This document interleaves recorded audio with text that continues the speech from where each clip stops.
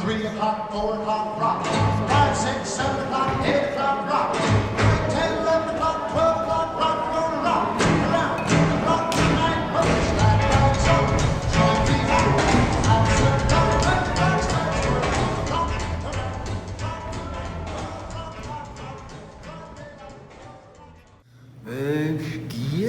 Yes, I'm deep down they need it. Whether they know they need it, I'm not sure. I mean, most people want just satisfaction, immediate satisfaction, and spiritual satisfaction is a more complicated desire, and it's much more difficult to fulfill. But of course they do.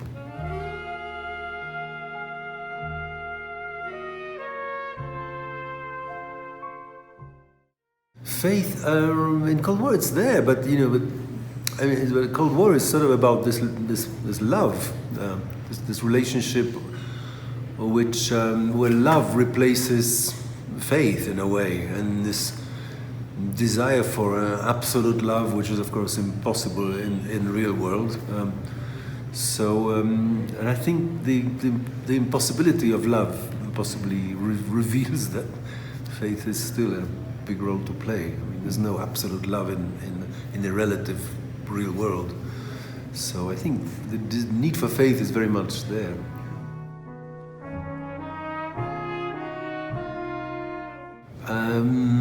Maybe, but that's it sounds like a phrase. No, I mean, love is not a static thing, love, it's only at the end of one's life you can say, God, this was a great love. Somebody did quote to me something interesting the other day. A journalist was quoting a philosopher, and the quote was that there's no love, there's only proofs of love, but there's something to that, it's like love is not some kind of abstraction, it's and in my film, the love in the end is proved as love by the very end, but during the story, as the story unfolds, it doesn't look like love most of the time. It looks like a fight. Dwa serduszka, 4 oczy. Yes, but I'm not sure that's reflected in my films. Well, maybe it is. But yeah, I mean, I'm pretty pessimistic in the way things are going, but not hopeless. I I'm not depressed, and that's a sign that I still have hope. But in films, this is a specific film about a love story that can't exist in the real world, so the ending of this film is specific to this film. It doesn't reflect it doesn't reflect my views on civilization as a whole. It's about this love affair. I don't think my films are melancholic, but it's up to you to say that they are, it's sort of, these things are in the head of the audience rather than in my head when I'm making it, but possibly, yes.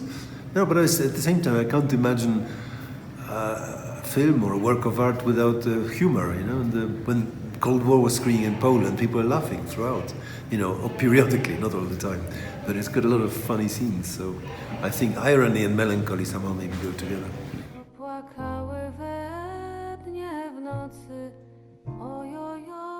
It suited the story, so it's a very different style from Ida anyway. I mean, it happens to be black and white, but it's a different black and white.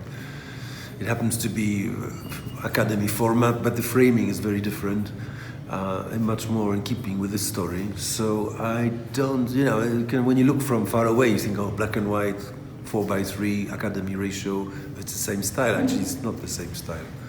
More to the point, I like telling stories in an understated way, not to show too much, to be elliptical. That's more maybe what defines my style rather than choice of black and white or a square format.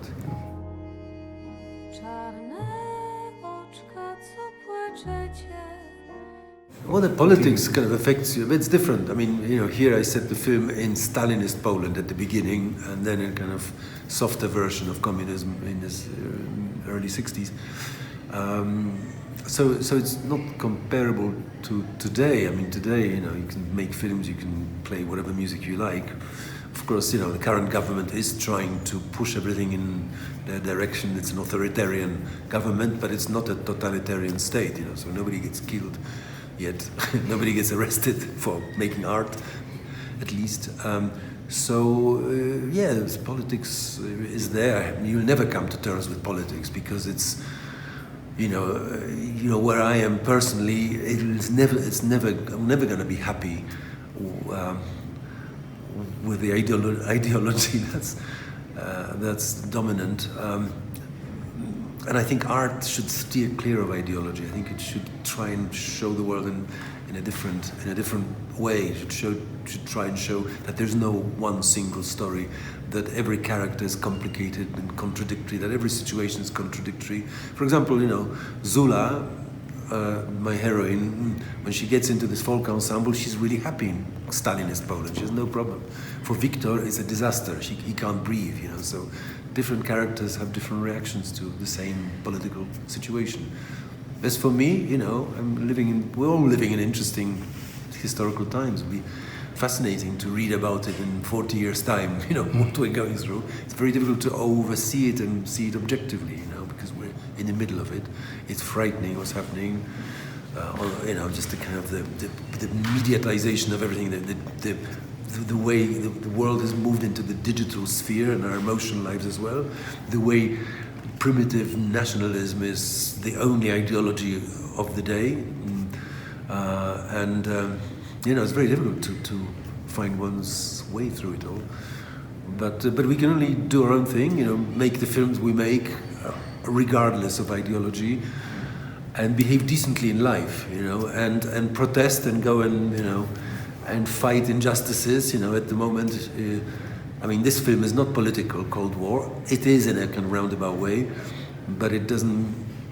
But as a citizen, I go to all the demonstrations, and I voice my worries about what's going on in Poland, and I hope that this chaos we're going through will lead to some new situation, and will not end in total disaster. But we can't tell.